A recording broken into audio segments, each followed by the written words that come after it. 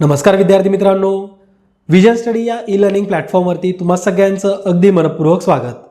आजचं आपलं हे राज्यसेवा फास्ट ट्रॅक बॅचमधलं फर्स्ट सेशन आहे.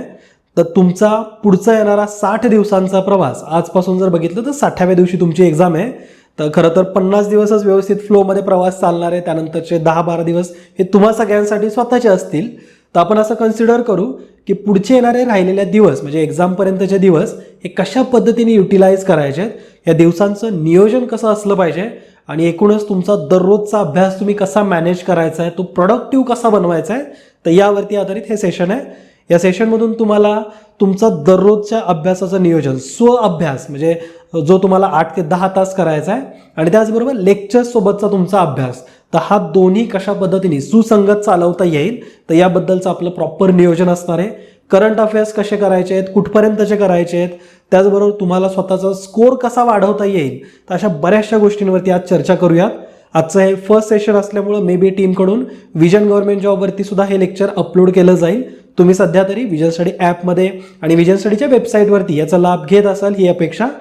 आता पहिला मुद्दा हा आहे की तुम्हा सगळ्यांसाठी एक टाइम टेबल ऑलरेडी टीमनी टेलिग्राम चॅनलवरती आणि वेगवेगळ्या प्लॅटफॉर्मवरती अपलोड करून दिलेलं आहे. हे तुम्ही डाउनलोड करायचं आहे, याची प्रिंटआउट काढायची आहे.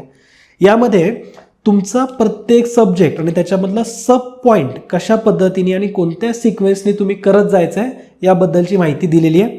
याचबरोबर लेक्चर्सचं टाइम टेबलसुद्धा याच्यामध्ये आहे. म्हणजे फॉर एक्झाम्पल 13 जानेवारीला होणारे लेक्चर्स इथं दिलेले आहेत. जगाचा भूगोल, त्यामध्ये सूर्यमाला हा टॉपिक, त्यानंतर राज्यशास्त्रामध्ये घटना निर्मिती, त्यानंतर करंट अफेअर्सवरती एक सेशन असणार आहे आणि बुद्धिमापन चाचणीमध्ये संख्या मालिका. तर या 4 विषयांचा अभ्यास हा लेक्चरच्या माध्यमातून तुमचा होईल. याला तुम्ही सेल्फ स्टडीमध्ये कन्सिडर नका करू, कारण हा आम्ही लेक्चरकडून तुमच्याकडून घेतोय, म्हणजे आम्ही लेक्चरच्या माध्यमातून तुमच्याकडून करून घेतोय. ठीक आहे. सेल्फ स्टडी हा तुमचा स्वतंत्र चालणार आहे आणि त्यासाठी म्हणून तुम्ही याच मुद्द्यांवरती सुद्धा स्व अभ्यास करू शकता. मात्र हा अभ्यास हा स्वतःचा अभ्यास नाही आहे, हा आम्ही तुमच्याकडून करून घेतोय. तर ह्याला तुम्ही लेक्चर लिस्टमध्येच ठेवा. स्वतःचा अभ्यासाचे 10 तास तुम्हाला वेगळे काढावेच लागतील. ते कसे काढायचे हे पण मी तुम्हाला सांगणार आहे. त्याला आपण 4 सेशन्समध्ये आपण डिवाइड करणार आहे.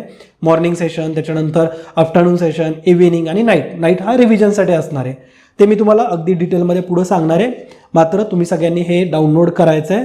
यातून तुम्हाला तुमच्या राहिलेल्या 50 दिवसांचं प्रॉपर नियोजन मिळेल. ठीक आहे. आता मुद्दा हा आहे की आपण स्पर्धा परीक्षांची तयारी करतोय, तर हे काय आपल्या कॉलेज एक्झामसारखं आहे का किंवा डिग्री लेवलच्या एक्झामसारखं आहे का की एक आठवडाभर अभ्यास केला आणि पास होतो, तर असं अजिबात नाही आहे. म्हणजे कोणीही धुरंधर असेल आणि त्यांनी म्हटला की इंजिनिअरिंगमध्ये सर मी ओव्हरनाईट अभ्यास करून 6 सब्जेक्ट काढलेले आहेत, तर हे स्पर्धा परीक्षांना अप्लाय होतं का, तर अजिबात नाही. स्पर्धा परीक्षा ही अशी असते की तुमच्या अगदी बालपणीचं नॉलेजसुद्धा तिथं अप्लाय होतं. असे बरेचसे तुम्हाला क्वेश्चन दिसतील ज्याची लिंक तुमच्या कुठल्या तरी लहानपणी अभ्यासलेल्या मुद्द्याशी लागणार आहे. म्हणजे शाळेमध्ये कधी अभ्यास केला असेल ना, असे मुद्देसुद्धा स्पर्धा परीक्षांमध्ये दिसतात. ठीक आहे. म्हणजे स्पर्धा परीक्षा ही एकूण आकलनावरती अवलंबून असते आणि त्यासाठी मी तुम्हाला पहिल्यांदा 5 की पॉईंट सांगतो आणि नंतर आपल्या मुद्द्याकडे येऊ. 5 की पॉईंट कोणते ते तुम्ही लक्ष द्यायचेच आहेत. म्हणजे ते 5 पॉईंट असे आहेत की ते जर तुम्ही टाळाटाळ केली किंवा त्या 5 पॉईंटकडे जर दुर्लक्ष केलं तर नक्कीच पुढचा एखादा अटेम्प्ट तुम्हाला लागू शकतो. ठीक आहे. आता मी तुम्हाला पहिल्यांदाच एक गोष्ट क्लिअर करतो की हे सेशन बघणारे मे बी नवीन विद्यार्थी असतील, फर्स्ट टाईम एक्झाम देणारे असतील, तर त्यांना असं वाटू शकतं की स्पर्धा परीक्षा म्हणजे 2-3 वर्ष घालवायचीच गोष्ट आहे. तर हा एक मोठा गैरसमज आहे. पहिल्यांदाच तो क्लिअर करतो. स्पर्धा परीक्षेमध्ये कुठल्याही म्हणजे त्या कुठल्याही कॉम्पिटेटिव्ह एक्झाम जसं की UPSC असेल, MPSC असेल किंवा इतर कुठलेही बँकिंग एक्झाम्स वगैरे सगळ्या, तर पोस्ट काढणाऱ्यांमध्ये संख्या सगळ्यात जास्त ही न्यू कमर्सची असते. म्हणजे समजा फॉर एक्झाम्पल 1000 जागांसाठी UPSCने एक्झाम घेतली, तर त्यामध्ये 700 जागा अशा असतात, 600-650 जागा अशा असतात की जे अगदी फर्स्ट टाईम न्यू कमर जे असतात ना, तर त्यांनी त्या एक्झाम पास झालेत, असे 600-650 पोस्ट मिळवतात. ठीक आहे. मात्र काय होतं, स्पर्धा परीक्षांमध्ये जे टॉपर्स येतात ना, म्हणजे ज्यांनी टॉप केला आहे, तर ते 2-3 वर्ष एक्सपिरियन्सवाले असतात किंवा मे बी त्यांना 4 वर्ष 5 वर्ष लागलेले सुद्धा असतात आणि ऑलरेडी जे एखाद्या व्यक्ती पदावरती पण असेल, तर असे जण हे टॉपर असतात. ओके. आता याच्यामध्ये अपवाद असतो बरं, की असं नाही की सगळे टॉपर म्हणजे 3-4 वर्षांपासून एक्झाम देत होते असेच असतील, असं अजिबात नाही आहे. म्हणजे असं अपवाद तुम्हाला सापडेल की जो फर्स्ट अटेम्प्टमध्ये टॉपर बनला आहे, मात्र याचं जर बॅकग्राऊंड तुम्ही बघितलं, त्या व्यक्तीचं जर बॅकग्राऊंड बघितलं, तर ऑलरेडी त्यांनी त्याचा अभ्यास, स्पर्धा परीक्षेसंदर्भातचा अभ्यास हा डिग्रीपासून चालू केलेला असतो. म्हणजे त्याला एक 4 वर्षाचं बॅकग्राऊंड असतं आणि मग तो पहिल्या अटेम्प्टमध्ये टॉपर बनतो. तुमचं तसं नसेल तरी तुम्ही हरकत नाही आहे, काळजी करायचं नाही आहे. कारण स्पर्धा परीक्षा ॲटलिस्ट पास व्हाल हे तरी तुमच्यामध्ये कॉन्फिडन्स असलाच पाहिजे. आणि आहेच, ते सत्यच आहे की जे न्यू कमर असतात त्यांचं 60-70% असं आहे प्रमाण जे आहे ना, तर 60-70% प्रमाण पास होणाऱ्यांचं न्यू कमर्सचं असतं. ठीक आहे. तर हा मुद्दाम तो गैरसमज जो असतो ना, की मी नवीन आलोय, जुने विद्यार्थी ऑलरेडी अभ्यास करून बसले असतील, त्यांचा 4 वर्षांचा एक्सपिरियन्स आहे, मग मी पास कसा होईल, हे सगळे प्रश्न जे होते तर ते आता तुम्ही कचऱ्यात टाकू शकता. म्हणजे एक पहिल्यांदा तुम्हाला समजलंय की तुम्ही ही एक्झाम पास होणार आहात. पास होण्यासाठी जे 5 महत्त्वाचे पॉईंट्स आहेत तर ते तुम्ही एक एक नोट डाऊन सुद्धा करून घेऊ शकता. पहिला म्हणजे तुमची रीडिंग स्पीड. स्वतःची रीडिंग स्पीडवरती काम करा. रीडिंग स्पीड म्हणजे तुमच्या वाचनाची जी स्पीड आहे, गती जी आहे ती वाढवावी लागते. स्पर्धा परीक्षा मूळतः वेळेचा सगळा खेळ आहे. टाईम मॅनेजमेंट कसं करताय, आता सेशनमध्ये पण आपण तेच बघतो ना की टाईम कसा मॅनेज करायचा. तर ऑलरेडी पेपरमध्ये सुद्धा तसंच होणार आहे. पेपरमधले 60 मिनिट, 120 मिनिट कसे मॅनेज तुम्ही करताय यावरती सगळा खेळ अवलंबून असतो. आणि खास करून राज्यसेवा पूर्व परीक्षेला असं होतं पेपर 2 मध्ये की उतारे एवढे मोठे मोठे असतात की आपल्याला वाचायला वेळ पुरत नाही. आणि म्हणून त्या 2 तासामध्ये आपल्याला 80 क्वेश्चन अटेम्प्ट करणं सुद्धा होत नाही, वाचूनच होत नाही, त्यामुळे अटेम्प्ट होतच नाही. पहिल्या पेपर 1 मध्ये पण तसंच होतं की आपल्याकडं 1-2 तास असतात आणि 100 प्रश्न समोर दिसतात. तर असं बऱ्याचशा वेळेस होतं की आपलं वाचन कमी असल्यामुळे, वाचनाचा स्पीड कमी असल्यामुळे पेपर अटेम्प्ट झालेला नाही आहे, पूर्ण क्वेश्चनच वाचून झाले नाही. तर असं तुमच्यासोबत व्हायला नाही पाहिजे. हे मी कोर्सच्या फर्स्ट लेक्चरमध्ये का सांगतोय, कारण असं म्हणतात ना की 21 दिवस जर आपण सतत एक गोष्ट चांगल्या पद्धतीने केली तर आपण त्या गोष्टीमध्ये थोडं मास्टर होतो, किंवा ती गोष्ट आपण आपल्याला एक हॅबिट म्हणून आपण ती गोष्ट करू शकतो. तर आजपासून ते 21 दिवस मोजायला सुरुवात करा आणि तुम्हाला स्वतःच्या वाचनाच्या स्पीडवरती काम करायचं आहे. ठीक आहे. आणि फक्त वाचन भरभर करून जमणार नाहीये, तर त्यासोबत तुम्हाला त्याचं आकलन सुद्धा झालं पाहिजे. म्हणजे जे वाचताय त्याला समजून घेता येईल असं तुमचा स्पीड बनला पाहिजे. आणि जर तुम्ही या गोष्टीवरती काम केलं तर 22व्या दिवशीपासून तुम्ही जे काही प्रॅक्टिस करणार आहात त्यामध्ये ऑफकोर्स तुमचा स्पीड वाढलेला दिसेल, त्यामुळं अटेम्प्ट वाढणार आहे आणि त्याच्यामुळे ऑब्व्हियसली स्कोअर पण वाढेल. ठीक आहे. तर हा फर्स्ट की पॉईंट होता की तुम्ही तुमच्या वाचनावरती, वाचनाच्या स्पीडवरती काम करायचं आहे. दुसरा की पॉईंट हा आहे की तुम्ही अजिबात टाईम वेस्ट घालवू नका. टाईम वेस्ट घालवणं म्हणजे काय असतं बरं नेमकं, जे आपण अभ्यासाचं नियोजन करतो ना दिवसभरासाठी, तर तेच मूळ चूक आहे. आपण अभ्यासाव्यतिरिक्त कामांचं नियोजन केलं पाहिजे. म्हणजे आता स्पर्धा परीक्षा करतोय, राहिलेले 50-60 दिवस आहेत, शेवटचे दिवस आहेत, तर ह्यामध्ये आपला जास्त फोकस हा आपल्या अभ्यासावरतीच असला पाहिजे. 24 तास अभ्यासासाठी आहेत, त्यामध्ये कुठेतरी 7-8 तास झोप घालायची आहे, त्यानंतर 4 तासांचं आपलं आंघोळ, जेवण, स्नॅक्स बिक्स काय ब्रेक वगैरे सगळं. तर असे 8 आणि हे 4 12 तास आपण घालवले. आत्ता आपल्याकडे 12 तास आहेतच की जे आपण अभ्यासासाठीच वापरतोय. ठीक आहे. म्हणजे कुठल्याही स्पर्धा परीक्षा करताना राहिलेल्या दिवसांमध्ये तरी ॲटलिस्ट तुमचं नियोजन हे तुमच्या बाकीच्या कामांचं असलं पाहिजे.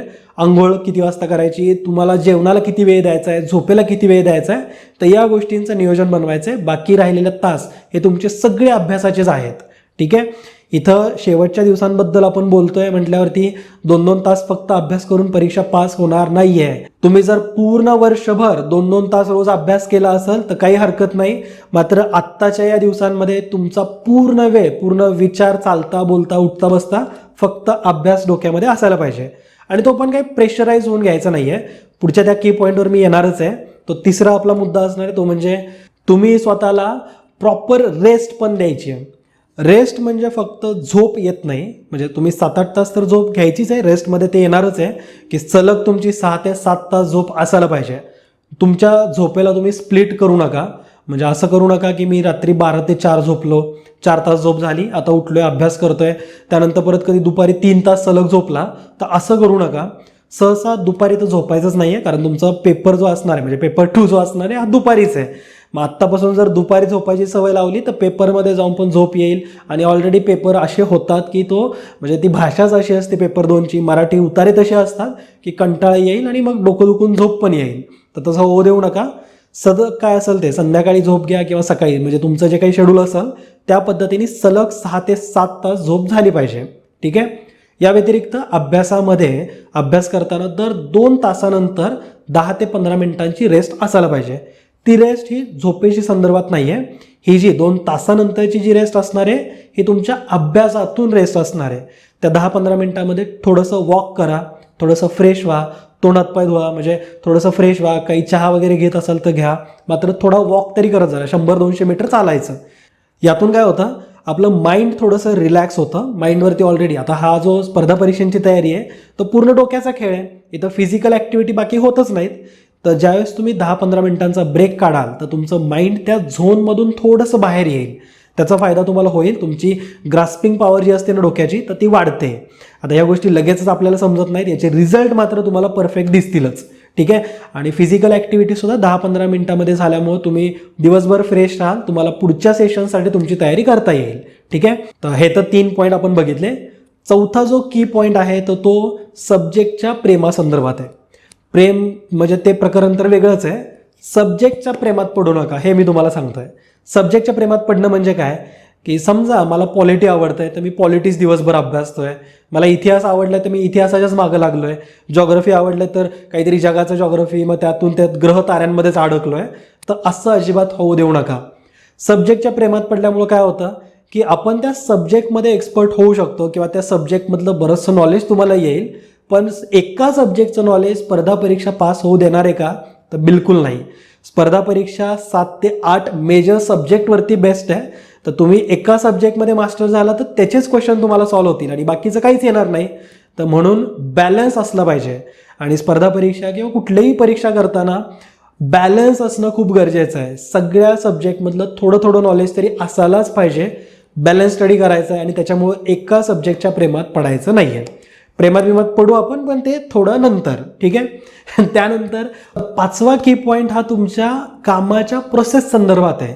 कामाची प्रोसेस म्हणजे काय, आपण काय करतो की आपण एखादं काम करायला सुरुवात करायच्या आधी त्यावरती खूप विचार करतो. तर मी तुम्हाला असं सजेस्ट करतोय की don't think more, do more. जास्त त्या गोष्टींचा फक्त विचार करत बसू नका, प्लॅनिंगमध्ये तुमचा वेळ घालवू नका. तर ते काम पटकन करायला सुरुवात करा. आणि म्हणजे काय होतं की समजा मला आज काय अभ्यासायचं आहे, तर हे मी सकाळी बसून फक्त रटत बसतो की मला हे टॉपिक करायचे, ते टॉपिक करायचे, किंवा मी प्लॅन आखत बसतो की मला कशा पद्धतीने पुढचं नियोजन करायचं आहे. पण ॲक्च्युली तुम्ही काम करत नाही, ॲक्च्युली तुमचा अभ्यास होत नाही.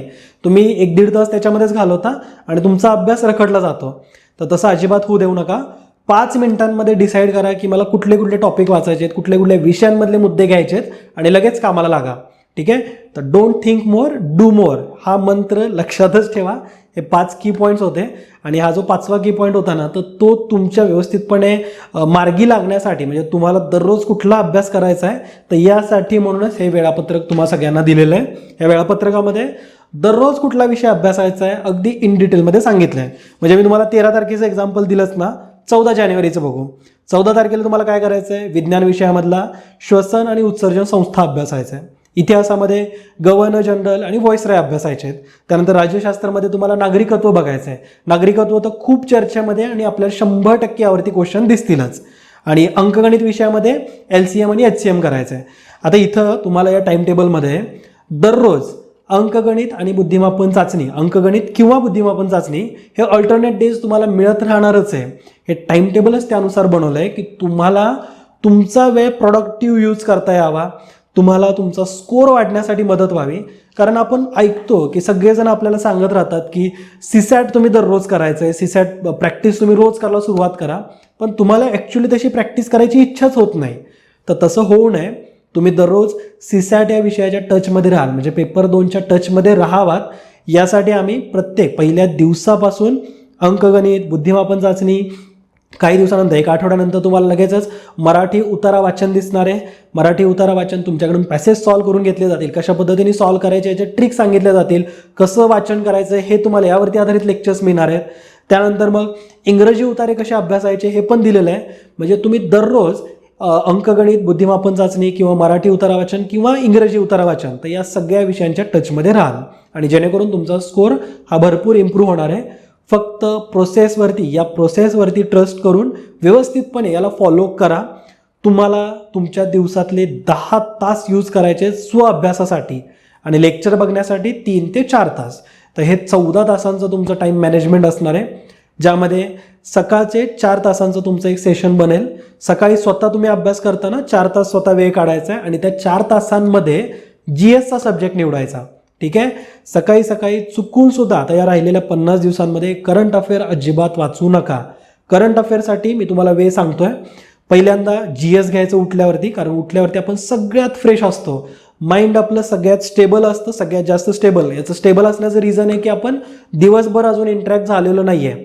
सकाळी आपली झोप झाली आहे, उठलो आहे, तर आपलं माइंड सगळ्यात फ्रेश असतं. तर या फ्रेश वेळेला तुम्ही तुमच्या GSच्या सब्जेक्टला यूज करायचं. तो सब्जेक्ट कुठला निवडायचा हा तुमचा भाग आहे, पण सकाळी सकाळी GSचा म्हणजे आपला सामान्य अध्ययनाचा विषय निवडा. पॉलिटी असेल, इकॉनॉमिक्स असेल, हिस्ट्री, जॉग्रफी, विज्ञान, कुठलाही टॉपिक घ्या, पण तो GS संदर्भात असायला पाहिजे. ठीक आहे. त्यानंतर सकाळचं 4 तासाचं सेशन होईल. त्यानंतर तुमचं लंच टाईम असणार आहे. त्यानंतर तुम्ही 2 तास वेळ काढायचा आहे CSATच्या प्रॅक्टिससाठी. CSATची प्रॅक्टिस ही मागच्या वर्षीच्या क्वेश्चन पेपरमधूनच करायची आहे, कारण तेच उतारे किंवा तेच पॅसेज जे असतील, तेच गणितं असतील, जी अगदी स्टँडर्ड सेट केलेला आहे. आयोगाचेच पेपर आपण बघतोय, तर त्याच रिलेटेड तुम्हाला भाषा तुम्हाला येणाऱ्या पेपरमध्ये दिसणार आहे. तर म्हणून प्रॉपर मागच्या वर्षीच्याच पेपरचं जे काही पेपर असतील तर तेच तुम्ही सॉल्व्ह करायचे तुमच्या पेपर 2 तासी. ठीक आहे. तर CSAT जे असणार आहे हे 2 तास वेळ काढायचा आहे आणि जो दुपारचा टाईम असणार आहे, एक्झॅक्ट जो पेपरचा वेळ असणार आहे, तर तोच तुम्ही इथे युटिलाइज करायचा. ठीक आहे. त्यानंतर पुढचं आणखीन 2 तासाचं सेशन येईल, जे तुम्हा सगळ्यांसाठी करंट अफेअरचा टाईम काढणारा असेल. इव्हिनिंगचा वेळ ठरवा आणि त्या वेळेमध्ये तुमचे करंट अफेअर कंप्लीट करायचे. करंट अफेअर कुठून करायचे तर 2019 पूर्ण, जानेवारी 2019 ते डिसेंबर 2019 हा पूर्ण वर्ष तुम्हाला करायचं आहे. त्यानंतर मार्च 2020 पर्यंतचा पण अभ्यास झाला पाहिजे. हे आपल्याला आयोगाने नोटिफिकेशन थ्रू सांगितलेलं नाही आहे. मात्र आयोगाच्याच वरिष्ठ अधिकाऱ्यांकडून ज्यावेळेस इंटरव्ह्यूमध्ये त्यांना क्वेश्चन विचारले होते, कुठल्या तरी पेपरला त्यांनी इंटरव्ह्यू दिला होता, तर त्यावेळेस त्यांनी सांगितलंय की मार्च 2020 पर्यंतचा अभ्यास तुमचा असायला पाहिजे. ठीक आहे. याचा अर्थ आपण असा पण काढू शकतो की राज्यसेवा पूर्व परीक्षेला जुनेच पेपर असतील, तर त्यामुळे मार्च 2020 पर्यंतचे करंट अफेअर तुमचे असायला पाहिजेत. आणि ऑलरेडी आम्ही 22 तासांचं 2019 साठीचं पूर्ण सेशन अवेलेबल करून दिलं आहे. ते तुम्ही अभ्यासायचं या 2 तासांमध्ये आणि तुम्हाला जे तुमचे बाकीचे राहिलेले करंट अफेअर आहेत तर तुम्हाला या कोर्समधून मिळत राहतील. ठीक आहे. या व्यतिरिक्त आणखीन जो पुढचा सेशन तुमचा असणार तो म्हणजे रात्रीचा, आणि तो सगळ्यात शेवटचा सेशन आहे दिवसभरातला, आणि तो असणार आहे रिव्हिजनचा सेशन 2 तासांचा, जो तुम्ही सकाळी GS अभ्यासला किंवा जे तुम्ही CSATमध्ये काही उतारे वाचले असतील किंवा CSATमध्ये काही क्वेश्चन सॉल्व्ह केले असतील, तर या सगळ्यांना फक्त एक उजळणीच्या माध्यमातून डोळ्यापुढं आणायचं आहे. GSमध्ये जे तुम्ही क्वेश्चन किंवा जे काही अभ्यास केला तर ते क्वेश्चन पद्धतीने कशा पद्धतीने ॲनालाइज करता येईल, तर हे सगळं रिव्हिजनच्या स्वरूपामध्ये रात्री झोपण्यापूर्वी करायचं आहे. ठीक आहे. तर असं 4 + 2 + 2 + 2 तर असं 10 तासांचं नियोजन आहे. तुम्ही यामध्ये मॉडिफिकेशन करू शकता. पहिल्या 4 तासाचं सेशन ठेवण्याऐवजी 3 तासाचं करा. शेवटचं रात्रीचं 2 तासांच्या ऐवजी रिव्हिजनचं 1 तासाचं करू शकता, जेणेकरून हा अभ्यास तुमचा 8 तासांचा बनेल आणि तुम्हाला लेक्चर 3 ते 4 तासांचे बघायचे आहेत. तर हे प्रत्येक लेक्चर अराउंड 45 मिनिटांचं असतं. एका दिवसामध्ये 4 लेक्चर्स आहेत. तर 45 मिनिटांना तुम्ही इथलच्या तुमच्या डेली शेड्यूलच्या व्यतिरिक्तच्या वेळेमध्ये ॲड करायचं आहे. ठीक आहे. आणि एक छोटासा सल्ला देतोय की बऱ्यापैकी सोशल मीडियापासून लांब राहा. म्हणजे फेसबुक यूज करत असेल तर त्याच्यापासून लांब राहा, व्हॉट्सअपपासून थोडं लांब राहा, जे काही तुम्हाला डिस्ट्रॅक्ट करणारा सोशल मीडिया आहे त्याच्यापासून लांब राहा. या 60 दिवसांमध्ये तुम्ही जर सोशल मीडियापासून लांब राहिला तर जो काही मुख्य परीक्षेनंतर, इंटरव्ह्यूनंतर जो रिझल्ट येईल तर त्यानंतर हीच सोशल मीडिया तुम्हा सगळ्यांना जवळ कराल. म्हणजे तुमच्या इंटरव्ह्यूसाठी ते लोक मागं लागतील. तर या 60 दिवसांमध्ये तेवढं स्वतःला थोडं केअरफुली जपा की हे 60 दिवस तुम्ही इतर कुणालाही देऊ नका. स्वतः हे यूज करायचे आहेत, स्वतःच्या अभ्यासासाठी यूज करायचे आहेत, स्वतःच्या भविष्यासाठी यूज करायचे आहेत. ठीक आहे. तर मी बरेचसे मुद्दे आय थिंक कव्हर केलेले आहेत आणि भरपूर सारं आणखीन सुद्धा तुमच्यासोबत डिस्कशन करायचं आहे. पण एकाच दिवशी जास्त बंबार्डिंग नको. थोडं तुम्ही लेक्चरमध्ये पण लक्ष द्या, लेक्चर्स पण बघा, प्रॉपर अभ्यास करा आणि अधूनमधून मी तुमच्यासोबत असं इंटरॅक्शन ठेवत राहील. तुमच्यासोबत इम्पॉर्टंट टॉपिक्सची लिस्ट पण शेअर करायची आहे. तर ऑलरेडी तुम्हाला टाईम टेबलनुसार तर सगळे टॉपिकची लिस्ट मिळाली आहे. पण डू ऑर डाय टॉपिक जे आहेत ना तर ते पण मी तुम्हाला सांगणार आहे. म्हणजे इतिहास विषयामधले मोजकेच 10 टॉपिक कुठले करायचे आहेत, म्हणजे ते करायचेच आहेत, त्याशिवाय गत्यंतर नाही. त्याशिवाय गत्यंतर नाही म्हणजे त्याशिवाय एक्झामच पास होता येणार नाही, मार्कच मिळणार नाहीत. तर असे काही 10 टॉपिक असतील, जॉग्राफीमधले 10 टॉपिक असतील, पॉलिटीमधले. तर हे डू ऑर डायवाले टॉपिकचे लिस्ट मी तुमच्यासोबत शेअर करेल. तर आजच्या या सेशनच्या माध्यमातून तुमच्यासोबत एवढं काही डिस्कस करायचं होतं. आपण प्रॉपर नियोजन बनवलेलं आहे. याला आम्ही खूप विचार करून प्रत्येक मुद्दा तुम्हाला कोणत्या सिक्वेन्समध्ये मिळाला पाहिजे तर अशा बारीक सारीक गोष्टींचा विचार करत हे सेशन बनवलं आहे आणि हे टाईम टेबलसुद्धा बनवलं आहे. तर नक्कीच ते टाईम टेबल अगदी डोळे झाकून फॉलो करा. मी तुम्हाला सुरुवातीला जे सांगितलं ना की स्वतः पहिल्यांदा टेस्ट करा की 2 दिवस स्वतःसाठी द्या. ह्या नियोजनामध्ये 2 दिवस स्वतःला गुंतवून बघा की हे तुमच्याकडून फॉलो होतं आहे का. स्वतः एकदा 2 दिवस दिले, स्वतःला पॉझिटिव्ह फील व्हायला लागलं की आपल्याला ह्या विषयातलं बरंचसं नॉलेज मिळायला लागलं आहे, हे टाईम टेबल माझ्यासाठी सुटेबल आहे, आता मला समजलं आहे की मला भरकटत अभ्यास करायची गरज नाही आहे, इथं ऑलरेडी टॉपिक दिले आहेत, त्यांचं वेटेज एक्झामसाठी जास्त आहे, तर हेच मला करायचं आहे. हे जर तुम्ही 2 दिवस करून बघितलं ना तर बरेचसे प्रॉब्लेम सॉल्व्ह होतील. एक इंग्रजीमधली ना प्रसिद्ध म्हण आहे, ऑलरेडी मी भरपूर वेळेस यूज केली आहे, too many cooks spoil the broth. म्हणजे जर तुमच्याकडं खूप सारे कुक असतील ना जेवण बनवायला, स्वयंपाक बनवायला, तर नीट जेवण बनणार नाही आहे, खराब होईल. एकच कुक असला पाहिजे.